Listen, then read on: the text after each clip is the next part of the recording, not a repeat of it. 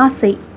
விக்னேஷின் மாமா மதுரையில் இருந்து அவனுக்கு ஒரு பேனாவை அன்பளிப்பாக கொடுத்தார். விக்னேஷ் இப்படி ஒரு பேனாவை பார்த்ததில்லை. அவன் வகுப்பில் படிக்கும் MLA மகளிடம் கூட இப்படிப்பட்ட பேனா இல்லை. பேனாவின் மூடியும் முள்ளும் தங்கம் போல பளபளப்பாக இருந்தது. பள்ளிக்கூடம் போனதும் பேனாவை எல்லோரிடமும் காட்டி மகிழ்ந்தான். வகுப்பில் முதல் மாணவனாகவும் ஒழுக்கமானவனாகவும் விளங்கி விக்னேஷின் உற்சாகப்படுத்த விரும்பிய அவன் மாமா, நீ படித்து பெரியவனாகி என்ன வேலைக்கு போவாய் என்று கேட்டார். நான் படித்து கலெக்டர் ஆவேன் என்றான் விக்னேஷ்.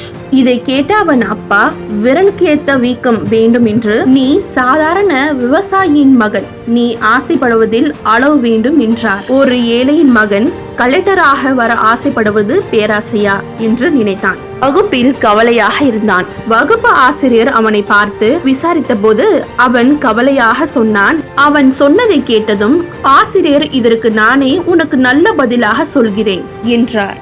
ஆனாலும் இன்று மாலை வரை காத்திரு, எது பேராசை என்று புரிந்து கொள்வாய் என்றார். அன்று மாலை பள்ளியில் ஆண்டு விழா.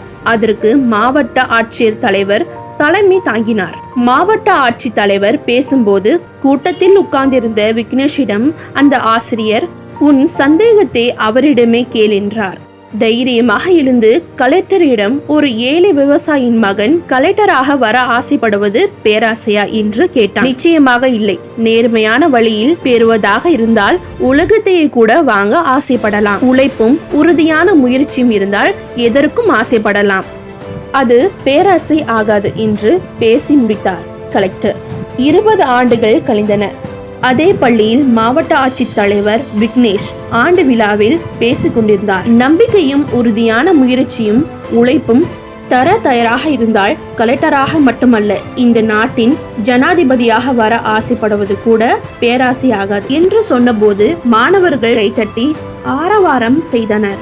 நீதி, விடாமுயற்சி இருந்தால் எதையும் சாதிக்கலாம். என்ன நான் சொல்றது சரிதானே? நன்றி.